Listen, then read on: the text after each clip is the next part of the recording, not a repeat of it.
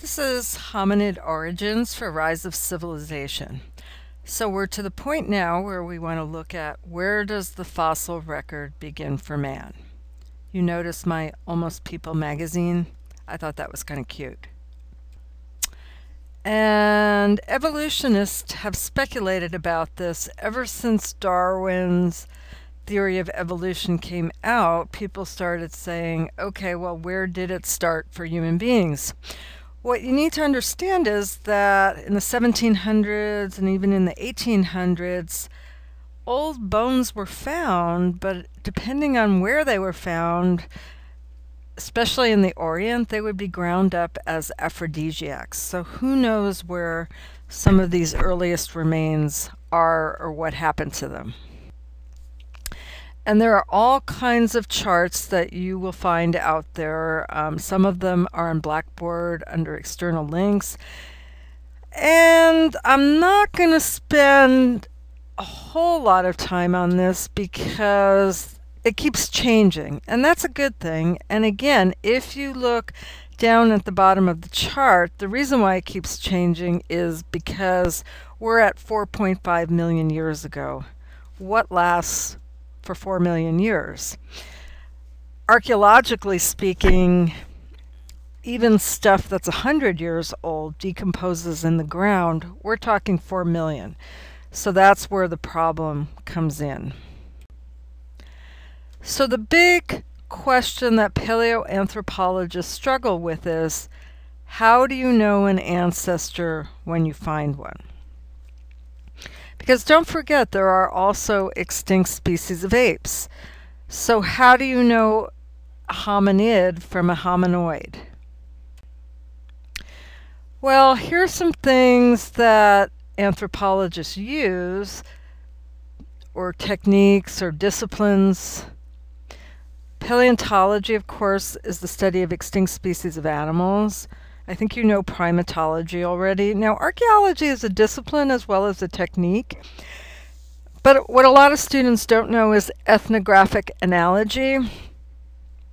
And what ethnographic analogy means is that we know that our earliest ancestors probably evolved in the African type of environment.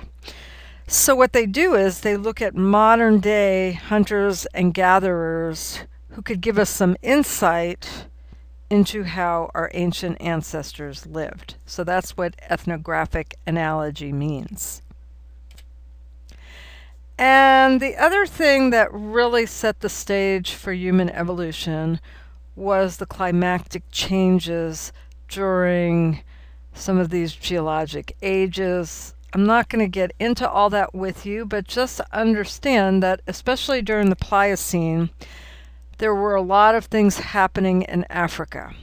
We had a lot of tectonic activity, meaning earthquakes, volcanoes, and what we think happened was that the eastern part of the continent started drying up, while the western part stayed more arboreal or jungle-like. And so you had during that time frame what was formed is the Great Rift Valley, which is in Tanzania, but it extends, if you look, from Ethiopia, Kenya, and Tanzania. This is like their version of the Grand Canyon. Oops.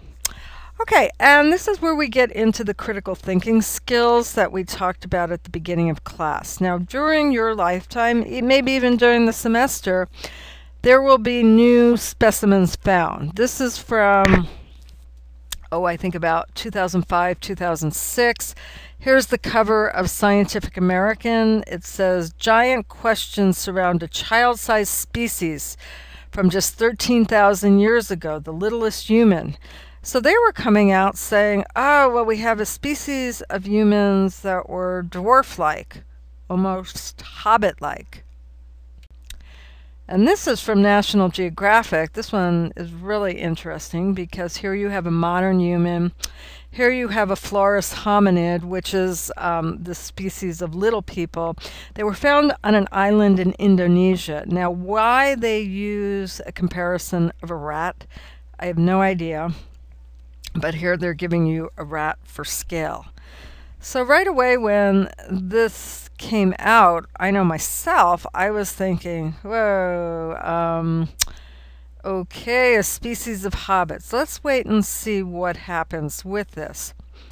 And sure enough, by the next year, what they think happened, now this is still being debated, but what they think is, because it was on an island, that there were a group of people that were microcephalic, meaning that they were born with some kind of congenital disease that made them smaller, and that it wasn't really a new species. So this is just one example of how you'll see things in the media. It's like, wow, we found a new species, and then it goes away. But going back to the Pliocene, it was during those times that the climactic changes gave rise to the human species. I just threw some of these in for fun.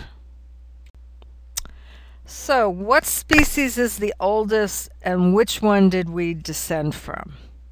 Now, again, don't forget, no one's saying we descended from apes. What we're talking about is a common ancestor.